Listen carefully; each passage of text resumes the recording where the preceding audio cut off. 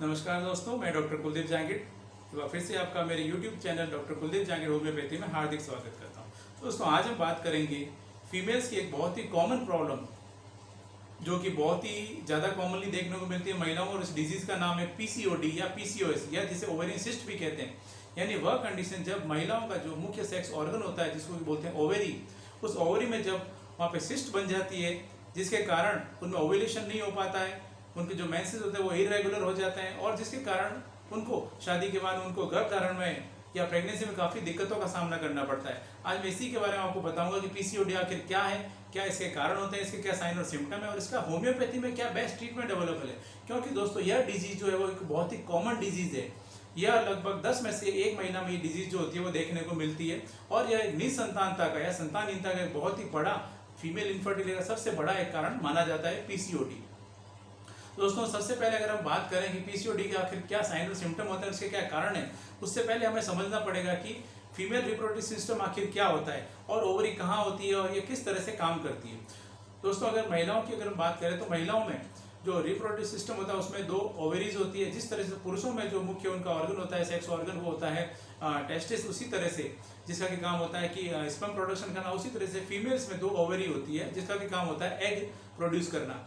और जो फीमेल्स में ये जो ओवरी होती है, यह ओवरी उनके जैसे कि आप डायग्राम में देख रहे हैं, ओवेरियन लिगामेंट की सहायता से अपनी जगह पे स्थित रहती है, और ये 2 ओवरी जो होती है वह अपनी तरफ की फैलोपियन ट्यूब से जुड़ी होती है, और यह फैलोपियन ट्यूब जो होती है वह जो यूट्रस होता है या जो गर्भाशय होता है उससे कनेक्टेड रहता है। दोस्तों, जो ओवरी होती है वह हर 13वें-14वें दिन ऑलमोस्ट एग रिलीज करती है, और यह एग जो होता है वो फैलोपियन ट्यूब से होता हुआ उनके यूट्रस या गर्भाशय में आ जाता है, और यहाँ पर यह उसके पास में समय होता है, ऑलमोस्ट 24 आवर्स का समय होता है इसको फर्टिलाइज होने का। ड्यूरिंग इंटरकोर्स जब स्पर्म यूट्रस में पहुंचता है और वो उस एग तक पहुंचने के बाद उसको जब फर्टिलाइज करता है, तब यह जो एग होता है जो कि फर्टिलाइज एग है वह एक एम्ब्रियो के रूप में डेवलप होता है, और धीरे धीरे यह एक बेबी के रूप में वहाँ पर डेवलप हो जाता है। दोस्तों, लेकिन जब कभी भी इस तरह की जब कंडीशन डेवलप नहीं हो पाती है, यानी वो जो एग होता है वो फर्टिलाइज नहीं हो पाता है, तो उस कंडीशन में मेंसेस के दौरान यह जो एग होते हैं वो एग फीमेल्स के बॉडी से, शरीर से बाहर आ जाते हैं। दोस्तों, यह हो गया फीमेल रिप्रोडक्टिव सिस्टम। अब अगर हम बात करें कि अगर उनको पीसीओडी है तो ऐसे कौन से साइन और सिम्टम है जो कि देखने को मिलेंगे कि जो कि इंडिकेट करेंगे कि हाँ, महिलाओं में या इस अगर कंडीशन है तो उसकी वजह से ये उनको ये डिजीज हो सकती है। दोस्तों, इसमें जो सबसे पहला और जो सबसे मुख्य सिम्टम है जो कि देखने को मिलेगा वो होगा इरेगुलर मेंसेस। यानी उनके जो मेंसेस होते हैं उसमें काफ़ी इरेगुलरिटी होगी। हो सकता है उनको एमेन्योरिया की शिकायत हो जाए, यानी उनको एब्सेंस ऑफ मेंसेस हो जाता है। हो सकता है उनको 3-4 महीने तक उनको मेंसेस भी नहीं आते, या हो सकता है इससे ज़्यादा भी उनको मेंसेस नहीं आए। और अगर आते भी हैं तो दोस्तों इसमें रेयरली कुछ 1 या 2 दिन के लिए उनको मेंसेस आते हैं, और वह भी जस्ट स्पॉटिंग के रूप में उनको मेंसेस आते हैं। और उसमें ऐसी जो कंडीशन होती है उसके साथ उनको काफ़ी पेट में दर्द होता है, पेन एब्डोमेन भी उनको काफ़ी रहता है। अगर ऐसी कंडीशन है तो आप समझ सकते हैं कि कहीं यह पीसीओडी तो नहीं है। इसके साथ साथ क्योंकि महिलाएं जो होती है उसमें भी टेस्टोस्टेरोन जो हार्मोन होता है जो कि बेसिकली एक मेल हार्मोन होता है, उसकी भी कुछ मात्रा पाई जाती है। लेकिन जब उनको पीसीओडी की जब शिकायत हो जाती है तो ऐसी कंडीशन में उनमें जो टेस्टोस्टेरोन हार्मोन होता है उस हार्मोन का लेवल काफ़ी बढ़ जाता है। इसकी वजह से महिलाओं में उनके जो अपर लिप वाला एरिया होता है वहाँ पर उनके चिन पर और उनको जो अनवांटेड हेयर्स होते हैं उनके हेयर्स का काफ़ी ग्रोथ हो जाती है। ऐसा लगता है जैसे उनमें बियर्ड के रूप में वो डेवलप होना शुरू हो जाते हैं। इसके साथ साथ उनके जो बॉडी के अदर पार्ट्स होते हैं, यानी उनके जो ब्रेस्ट वाला रीजन है वो उनके पेट पे, उनके बैक में उनको काफ़ी हेयर ग्रोथ आ जाती है। इसके साथ साथ उनको हाथों पे, उनके पैरों पे भी उनको काफ़ी अनवांटेड हेयर्स या उनके जो हेयर्स होते हैं वो काफ़ी मोटे हो जाते हैं और काफ़ी मात्रा में डेवलप होना शुरू हो जाते हैं। अगर ये कंडीशन भी है तो ये भी इंडिकेट करती है कि कहीं उनको पीसीओडी की समस्या तो नहीं है। इसके अलावा दोस्तों उनके जो चेहरे पर उनको एक्ने या पिंपल्स निकलना शुरू हो जाते हैं। इसके साथ साथ उनके जो बॉडी में उनको इंसुलिन से रेजिस्टेंस डेवलप हो जाता है, जिसके कारण उनको हो सकता है आगे जाकर उनको डायबिटीज़ की समस्या भी हो जाए, उनको ओबेसिटी या मोटापे की वो शिकार हो जाती है, उनको हो सकता है थायराइड की भी समस्या डेवलप हो जाए, या इस तरह से उनमें कुछ कॉम्प्लिकेशंस होते हैं जो कि उनको अगर पीसीओडी की शिकायत है उसमें धीरे धीरे उनको ये डेवलप होना शुरू हो जाते हैं। अगर इस तरह के सिम्टम मिल रहे हैं तो उनको सावधान होने की जरूरत है, क्योंकि ये इंडिकेट करते हैं कि कहीं आपको पीसीओडी की समस्या तो नहीं है। इसके साथ साथ वो जो फीमेल्स होती है उनमें पसीना की मात्रा जो होती है वो काफ़ी बढ़ जाती है, उनको बहुत ज़्यादा पसीना आना शुरू हो जाता है। दोस्तों, अगर इस तरह के सिम्टम मिलते हैं तो तुरंत आप अपने नज़दीकी होम्योपैथिक चिकित्सक से एक बार जरूर संपर्क करें। दोस्तों यह तो हो गया इसके सिम्टम। अब हम बात करते हैं इसके कारण की, ऐसे कौन से कारण होते हैं जिसकी वजह से उनको ये डिजीज डेवलप होती है। तो दोस्तों जो ओवरी होती है, ओवरी का काम होता है एग प्रोड्यूस करना, और इसके लिए ओवरी के जो फंक्शन होते हैं उसको जो कंट्रोल करने के लिए एक मास्टर ग्लैंड होती है जो कि हमारे मस्तिष्क में स्थित रहती है, और इसका नाम होता है पिट्यूटरी ग्लैंड। पिट्यूटरी ग्लैंड जो होती है वो कुछ हार्मोन रिलीज करती है, जैसे कि LH, FSH या GnRH। जब ये हार्मोन्स में इनमें कुछ इम्बैलेंस होता है, उसके कारण ये जो कंडीशन होती है वो अक्सर ऐसा माना जाता है कि डेवलप होती है। यानी जब FSH का जो हार्मोन का लेवल होता है वह जब बढ़ जाता है तो उसके कारण जो फीमेल्स की ओवरी होती है उसमें फॉलिकल्स की संख्या काफ़ी बढ़ जाती है, और ये जो होती है इसमें फॉलिकल्स के अंदर एक फ्लूइड इकट्ठा हो जाता है और धीरे धीरे वो सिस्ट का रूप ले लेता है।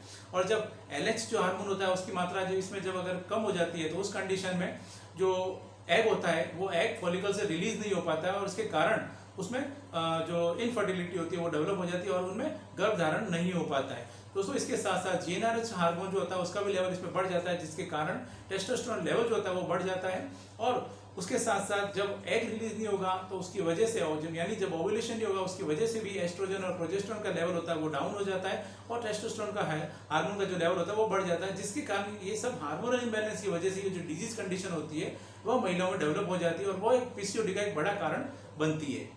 चलिए दोस्तों अब हम बात करते हैं इसके डायग्नोसिस की। आप कैसे पहचानेंगे, आपके पास ऐसा कौन सा डायग्नोस्टिक टूल है जिसकी सहायता से आप पता लगा सकें कि कहीं आपको PCOD की शिकायत तो नहीं है। दोस्तों इसमें जो बेसिकली जो सबसे एक कॉमन जो देखने को मिलता है, जो कि इन्वेस्टिगेशन का सबसे बड़ा और मुख्य टूल है, वो होता है USG ऑफ एब्डोमेन, यानी पेट की जब सोनोग्राफी या अल्ट्रासाउंड करवा के देखा जाएगा तो उसमें पता चल जाता है कि उनमें जो PCOD की जो समस्या है वो डेवलप हो गई है। इसके अलावा वो हार्मोन स्टडी भी करवा के देखी जा सकती है, जैसे LH, FSH या GnRH जो हार्मोन होता है उसका लेवल भी चेक करा जा सकता है, टेस्टोस्टेरोन हार्मोन का भी लेवल चेक करके देखा जा सकता है, जिससे भी आपको एक आइडिया लग सकता है कि कहीं इनको PCOD की शिकायत तो नहीं हो रही है।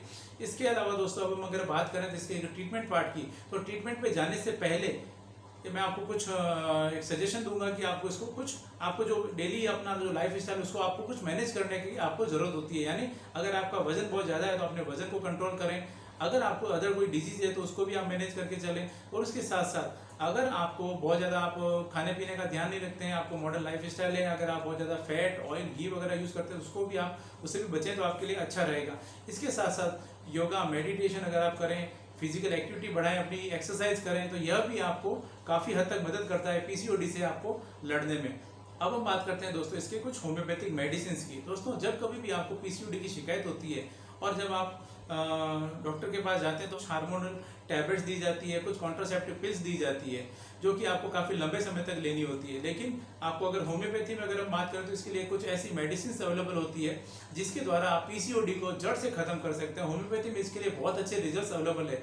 जरूरत होती है थोड़े से पेशेंस के साथ आपको ट्रीटमेंट लेने की। दोस्तों अगर इसमें आप पेशेंस के साथ ट्रीटमेंट लेते हैं तो मैं आपको निश्चित तौर पर कह सकता हूँ कि इसमें होम्योपैथी में बहुत अच्छे रिजल्ट हैं, आप PCOD से मुक्ति पा सकते हैं। दोस्तों इसके लिए अगर कुछ मेडिसिन की बात करें तो इसमें जो सबसे पहली और जो सबसे मुख्य मेडिसिन है वो होती है इसकी मेडोरिनम 200। अगर आपको PCOD की समस्या हो गई, अगर आपको सिस्ट बन गई है ओवरी में, तो वहाँ पर मेडोरिनम बहुत अच्छा काम करती है। मेडोरिनम 200 को लेने का तरीका होता है 3 बूंद डाइट जी पर आपको वीक में केवल एक बार लेना होता है। अगली जो इसकी मेडिसिन होती है वो होती है इसमें एपिस 30। एपिस 30 को लेने का तरीका है 3 बूंद डाइट जी पर दिन में 3 बार।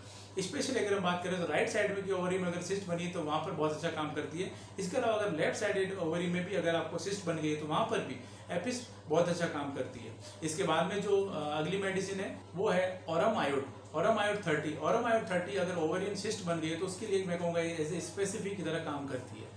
ऑरम आयोड 30 को भी लेने का तरीका है 3 बूंद डाइट जी पर दिन में 3 बार, सुबह, दोपहर और शाम।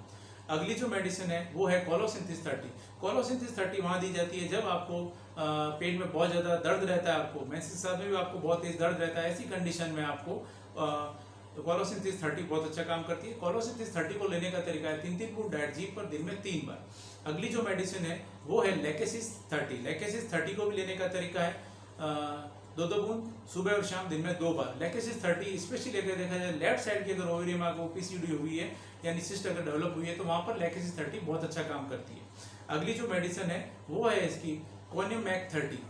कोनिमैक 30 भी इसके लिए बहुत अच्छा काम करती है। कोनिमैक 30 को भी लेने का तरीका है 3 बूंद डाइट जी पर दिन में 3 बार। यह भी पीसीओडी की एक बहुत ही अच्छी दवा है। इसमें भी आपको पेट में बहुत तेज दर्द रहता है, अगर आपको पीसीओडी की समस्या है तो वहाँ पर कोनिमैक 30 बहुत अच्छा काम करती है। दोस्तों अगली जो मेडिसिन है वो ऊफोरिनम 30। ऊफोरिनम 30 वहाँ दी जाती है जब आपको पीसीओडी की जब शिकायत होती है और वहाँ पे आपको जो एग होता है वो एग रिलीज नहीं हो पाता है सिर से, वैसी कंडीशन में जब एग नहीं बनता है तो वहाँ पर उसके लिए आपको ऊफोरिनम बहुत अच्छा काम करती है। ऊफोरिनम 30 को भी लेने का तरीका है 3 बूंद डाइट जी पर दिन में 3 बार। अगली जो मुख्य मेडिसिन है जो कि है थुजा 200। थुजा 200 भी जहाँ पर भी ओवर ग्रोथ हो जाती है वहाँ पर बहुत अच्छा काम करती है। और थुजा 200 को लेने का तरीका होता है 3 बूंद डाइट जी पर वीक में केवल 1 बार। दोस्तों यह इसकी कुछ मुख्य मेडिसिन है जो कि as per symptom as per indications काम में ली जाती है। इसके अलावा और भी बहुत सारी मेडिसिन होती है जो कि आपको सिम्टम को देखते हुए आपको दी जाती है। अगर आपको इस तरह की समस्या है तो एक बार आप अपने होम्योपैथी डॉक्टर से जरूर मिलें, वो आपके सिम्टम को देखते हुए आपको कुछ मेडिसिन देंगे। सेल्फ मेडिकेशन ना करें। यह जो वीडियो होते हैं, यह जो मेडिसिन होती है, जो जानकारी है वो आपकी नॉलेज के लिए होती है, सेल्फ मेडिकेशन के लिए नहीं होती है। अब कोई भी मेडिसिन लें, डॉक्टर के गाइडेंस में ट्रीटमेंट लेंगे तो आपके लिए बेहतर रहेगा। दोस्तों मैं उम्मीद करता हूँ आज मैंने आपके साथ में जो भी जानकारी शेयर की आपको ये पसंद आई और आपके लिए फायदेमंद साबित होगी। दोस्तों अगर आपको ये वीडियो पसंद आया तो इस वीडियो को लाइक करें, शेयर करें और कमेंट करें और इस चैनल को सब्सक्राइब करें और बेल आइकन जरूर दबाएं ताकि मैं जैसे ही कोई नया वीडियो अपलोड करूँ आपके पास उसका नोटिफिकेशन आ सके। Thank you.